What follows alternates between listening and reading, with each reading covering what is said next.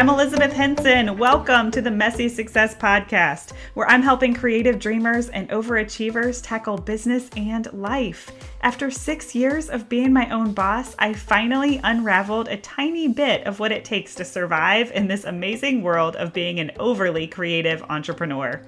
I'm your business bestie, here to help you with all those big ideas and to normalize some of the day-to-day struggles that we all share.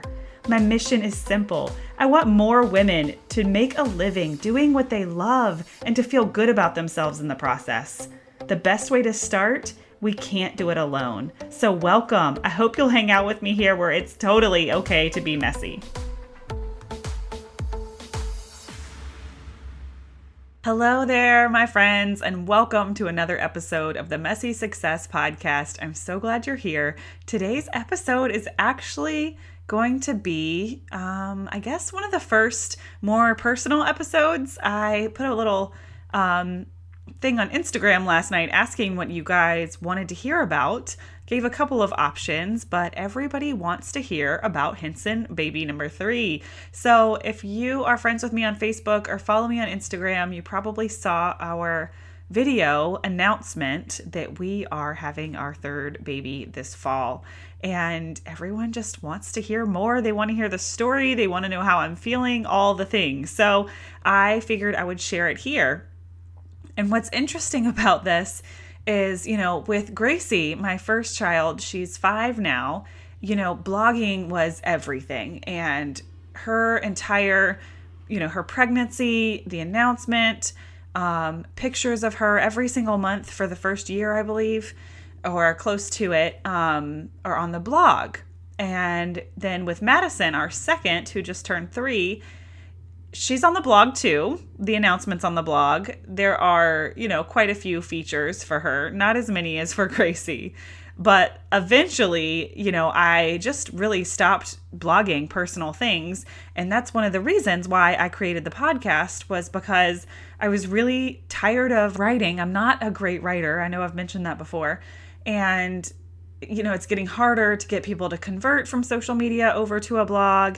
And I just feel like people relate to me so much better when they hear my voice. And it was one of the many reasons I created the podcast, was to kind of replace some of the personal content that I was putting on the blog.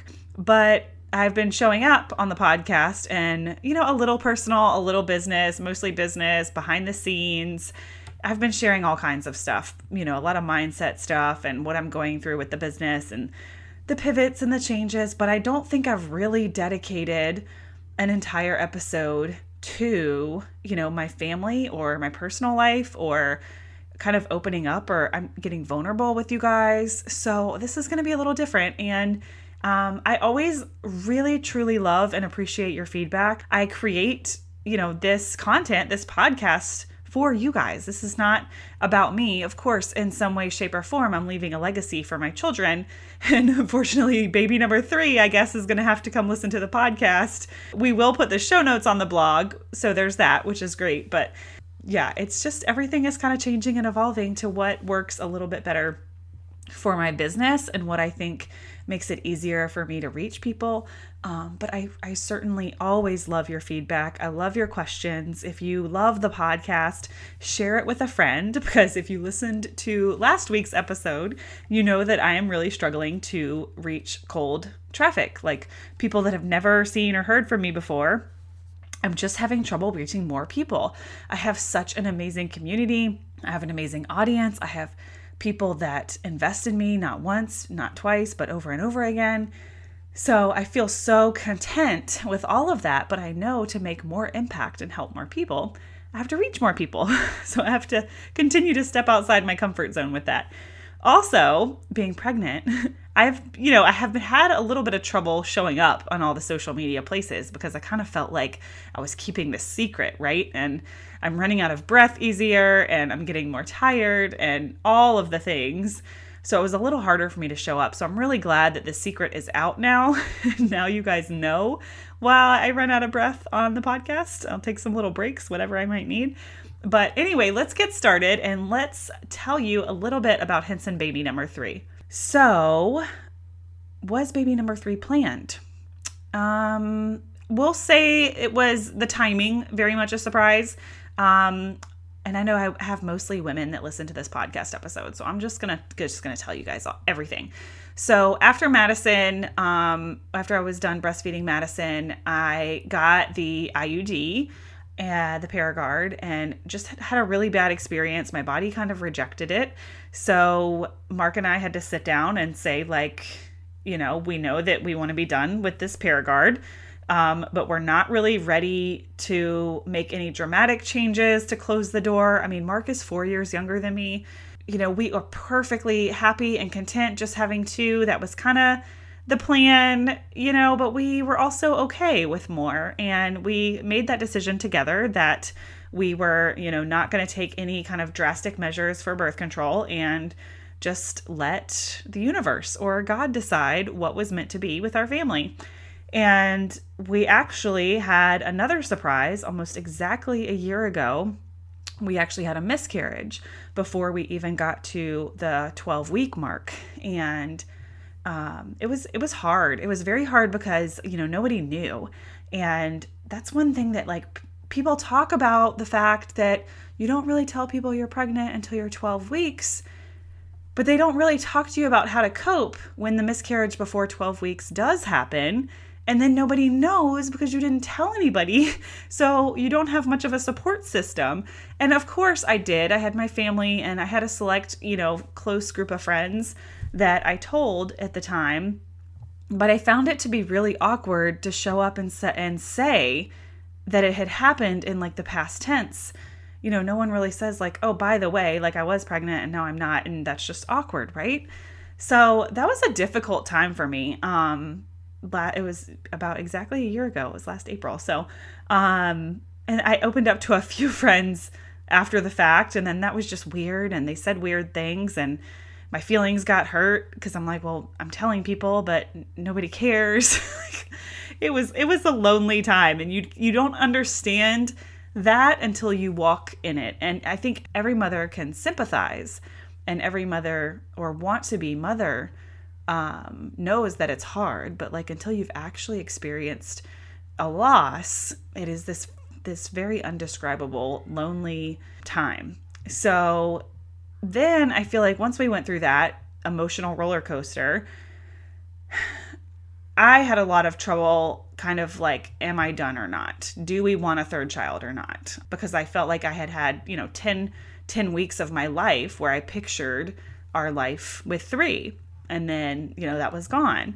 And then it was hard to stop picturing that. So I definitely wasn't ready to shut the door, but we didn't really want to plan for a third. We kind of were like, if it's meant to be, it will be. But we're kind of going to go the natural family planning method. So we will say it was a surprise. Wedding season is absolutely not the ideal time to have a baby. And I will say I was way off on tracking my luteal phase, but that is okay. We are excited, and this is such a blessing. And there was always that part of me that would wonder, about having 3. And I feel like this is just our way of knowing that it was truly meant to be. So definitely not an accident. We knew what we were doing, but the timing was a little different than we would probably have planned. But a wonderful surprise, and we're very, very excited. So that's kind of how baby number 3 came into the Henson plan. And I'm due in October, and I have been the most sick this pregnancy versus the other 2. Tired, all the things. Is that because I'm older, or is that because it's just a different pregnancy? We'll never know. But my husband has been definitely carrying a lot of the weight around the house in the evenings when he gets home from work, because I'm usually just completely depleted by the time it gets to be like 8 o'clock. And poor Mark, but he's an amazing husband and an amazing father. So I'm very, very grateful for that. So that is really the story around the baby. Of course, I already had the plans and the foundation laid out to pivot my business and do more coaching, more podcasting, and less shooting weddings on the weekend. Like that was already in place. So that was not necessarily brought on because of the pregnancy. Of course, that maybe like speeds up my motivation or my momentum, because now with 3 kids, it's going to be, even more valuable that I have time with them in the evenings and on the weekends. But I wouldn't say that was the cause of the other. I was definitely already on that track of like knowing that I don't want to be a 40-year-old wedding photographer, and that the more my kids are involved in things, the more I'm going to want to show up to. And I'm just really like embracing the slow down of my life, if that sounds crazy. Like we're speeding up because we're having more crazy, wild children, but I'm also just really slowing down, and I'm learning that we don't have to work harder. Like we can work smarter, right? We can work smarter, not harder. And that you don't always have to be in this state of busy and this state of hustle to create the life that you want.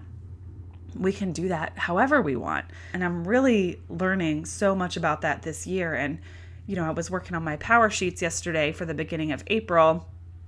And I was like, you know what? I'm going to go back and I'm going to reflect a little bit on the first quarter. And I know that I'm going to feel disappointed, but I really want to do this. And I was actually shocked to find out that I was not disappointed, that I was extremely proud, because one of my biggest focuses that I wrote down in my power sheets for 2019 was more white space. More white space. I want to show up better for my family, and I want to be able to still maintain a successful business without feel like it's running me. And I have done that. Like I feel like in that department, like I have won. I have had the most time I've ever had with my family in Q1 of this year. So many weekends off because I've just gotten better about setting my boundaries, and I'm doing better at saying no to things just because we, quote, need the money. Because really all that stuff does, if we just continue to take stuff because we need the money, it just kind of muddies up our to-do list. And then we're not really focusing on the things that bring us joy. And when we're not focusing on the things that bring us joy, we're not getting results from those things. And it's like this vicious cycle of just constantly saying yes to things because we need the money. And I finally just started saying no, because I hit this point where I was like, I would rather be broke and happy and feel like I have balance and white space in my life than say yes to everything because we need the money. And it's been a transition that I've been like going through, but not really like acknowledging until the past couple of weeks, as I've started having things come across my desk and I'm saying no. And I'm like, am I crazy? Have I lost my mind? But, the truth is like we can scrape by with my 2 memberships and the photography that I'm still doing. Another big goal of ours for 2019 was budgeting, and we've been doing that. My husband has totally taken the lead on that, which has been a huge weight off my shoulders. So we're more aware of our finances. And I'm looking in the mirror. I mean, not literally looking in the mirror, but I'm, reflecting. And I'm like, we can scrape by on what I'm doing. Like, I don't have to like set the bar so high that I'm saying yes to things that I don't really want to do because of this pressure to feed my family. Like, we're doing enough. We are doing enough. And, it might not be in this form of like excess, or we're not, taking wild vacations or anything like that, but we are doing okay. Of course, the medical bills are piling up and all the things, but this was the slow season for me. So Q1, no one got married for me in Q1 this year. Sometimes I've had March weddings, but this year I didn't. So, I'm about to start getting back into my feast and famine lifestyle with wedding photography. Another reason why I'm ready to pivot from that. The feast or famine can be super exhausting. So I just know that like we made it through. We made it through the slow season. I didn't have to kill myself. I didn't have to say yes to all these things, and we're fine. And I think just giving myself permission to let go of some of that financial pressure has allowed me to really lean into the things that bring me so much joy, and saying yes to things that bring me joy, even though they might not bring me the same dollar signs, but they're bringing me joy. And I know as an entrepreneur that in the end, that's going to bring me even more, fruits of my labor by focusing on the things that bring me joy. So that went on a whole nother tangent from baby to that. But I was, just reflecting on Q1 and expecting to feel disappointed because I know I missed my mark and a lot of my goals, but I had kind of forgotten that those two, more white space and budgeting with my husband, were actually at the top of my list. Making more money was not at the top of my list. So I really did stay focused, even though it felt in some ways like I was falling short. So give yourself a little bit of grace if you find yourself hustling for the sake of, we need this, we need this, we need this. And lean into the passion projects that are going to fuel your soul in the long run, because the universe will always give back. And speaking of passion projects, Shine the Light Society, I did have someone submit a question, and they wanted to hear my wins from the Shine the Light Society launch. I told you guys that I'm in James Wedmore's program called Next Level, and every single time we launch, we have to create a debrief. And he's really teaching us that the magic is in the debrief. You look at your numbers, you look at your launch, what went well, what didn't go well, so that when you launch again, you are very clear on what you need to focus on to repeat. And I did talk a little bit about this in the last episode, I think, not really realizing it, but Amanda sent in the question, what were my wins from the Shine the Light Society? So I am definitely going to share that with you guys, because there were some huge wins that I would have never noticed if I hadn't done this debrief. So of course I fell short as far as numbers and what I wanted to get out of the first launch. But what the debrief does is it makes you actually look at the data, and the data for how many people I was talking to and how many people got invited to this.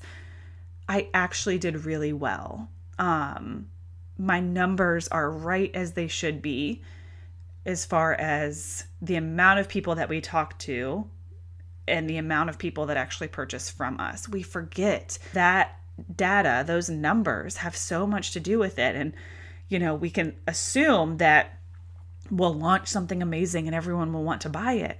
But the truth of the matter is, it really has so much to do with audience size. And that can be so discouraging, looking at it from the big picture, oh, my audience is so small. I'm never going to be able to scale and hit these numbers. But what I'm learning in James's group is that means that my program is successful. Like, I'm hitting the same numbers as, someone else with just more people. So percentage wise, I'm hitting the same numbers, which is really exciting. And it's exciting for me because it means this is just the beginning. This is just the beginning. So I cannot wait to see where I take this passion project from, Q1, which was kind of the offer phase where we are figuring out what we're offering, what it's going to do, how it's going to serve people, to Q2, which is basically mastering the launch of it, figuring out how to sell it, how to help people, how to get it in people's hands. And then Q3, hopefully, if I graduate from phase 2, and Q3, hopefully we will transition into maximum impact, which is where you have now, mastered your offer, you've mastered how to sell your offer, and you're just reaching maximum impact, and really helping people and changing people's lives and reaching more people. So that's really, really exciting for me. So a few of my wins that I wrote down in my debrief, this is one that I talked about last episode, is that I didn't give up. It is so normal for me when a project doesn't go the way that I want it to just scratch it and move on to the next thing. And I think that's one of the things I love about memberships is that they hold me accountable, right? My in-person membership, they are paying me monthly. So I don't have the option to just change ideas. I have to show up for them. And I think that I really like that about the memberships. So that was definitely a win, was that I didn't give up. I didn't pivot when I wasn't getting the results I wanted. I really stuck to the plan and I tracked the data for the first time. I am not a data person. I hired my project manager, Jessica, who's been incredible. And that was life-changing and also held me accountable. So I really couldn't give up. I really gave everything I had to this. Showing up, while pregnant, but nobody knew I was pregnant. So that was super hard for me. And even though I didn't get the sales from the live webinar that I wanted, a lot more people upgraded than I thought. So the Shine Elite coaching program is an upgrade to just the regular Shine the Light Society membership. And, they've kind of taught us, like, you need to always have an upgrade, because no matter what, there's going to be people that want less, and there's going to be people that want more.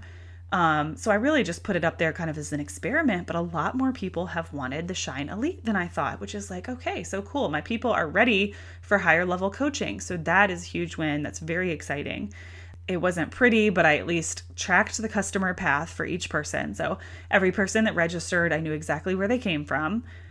And the numbers, I talked about that. I had quite a few people convert from the beta.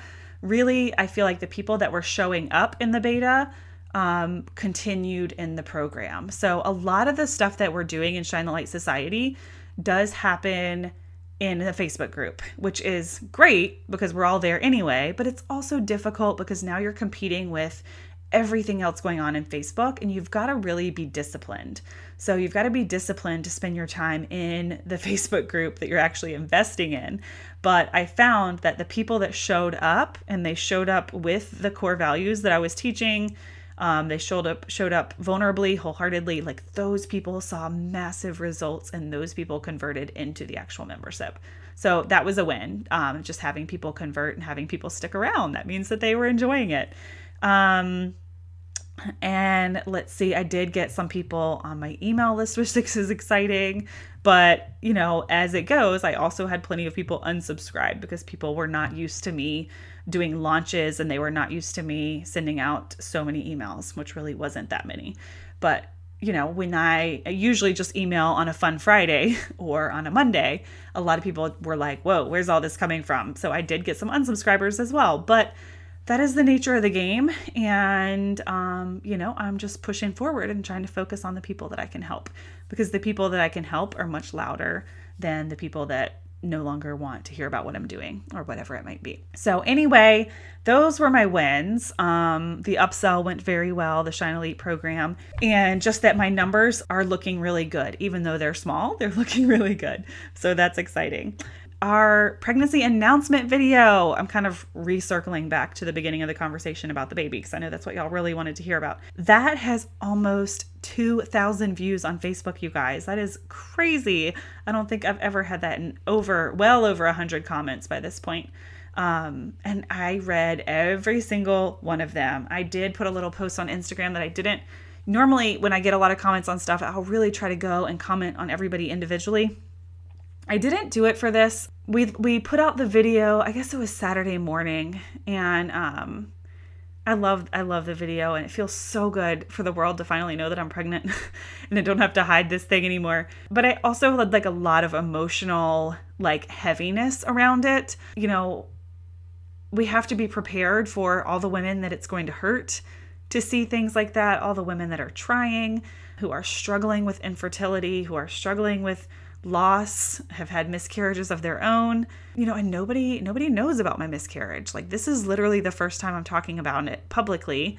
And that's because it's kind of in a safe place. I know I mostly have women listeners. I know my audience that is closest to me is really the ones that are listening to my podcast, and my husband is a very private person. I really wanted to share on social media at one point, and we just kind of decided not to. So there was a lot of heaviness for me around the announcement, and I just couldn't bring myself to comment on every single person's comment, because I'm such an empath, and I was truly feeling guilty and heavy and all of the things for just all of my friends out there who are struggling, that I know in some way it would have been so hard for them to watch that video. So I know that sounds strange, but I did read every single comment, and it meant so much to me to have people show up for me in that way. So thank you guys. If you have not seen the video yet, or if you're not, connected with me on Facebook or Instagram, I will definitely put that in the show notes.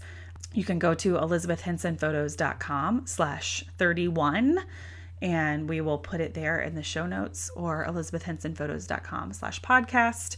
And you can always get to the most recent episodes there. So what is coming up? I am going to be moving my office at some point, because this is going to now be the baby's room, and creating the new website that I mentioned last episode, elizabethhenson.co, which is really exciting, just to kind of focus on my membership and coaching stuff there. If you are interested in the Shine the Light Society, you can totally get on the wait list. If you go to elizabethhensonphotos.com/Shine the Light Society, we have the wait list up and ready to go because we will be launching again this quarter. I have not decided what type of launch we're going to do, if it's going to be a big loud one or quiet behind the scene ones. I haven't really decided. So definitely the best way to make sure that you don't miss that is to get on the waiting list. It is only $29 a month to be a member of the Shine the Light Society, and it is really an incredible community. I mean, if you like this podcast, if you like the stuff that I share in general, I mean, it is that on steroids, and I love it. So thank you guys so much for listening. That is our story around baby number 3. And I'm really excited. We get to find out if it's a boy or a girl this Sunday. So make sure that you follow along on Facebook or Instagram, and you'll get to find out if it's a boy or a girl. And we'll see. Happy and healthy, of course, is our main concern. And we're just kind of taking things day by day. I think once you have had a miscarriage, pregnancy itself is this very different and scary experience, but we're just staying positive, and yeah, we'll take all the prayers and positive vibes that we can get. So thank you guys so much for listening. Let me know your thoughts if you liked hearing a little bit more of the personal stuff, or if you were like, where are my business tips at? But my biggest business tip for today is just focus on what brings you joy. Let the money be a byproduct of really showing up in your best self and really serving people to the max. So, all right, guys, I will see you next week.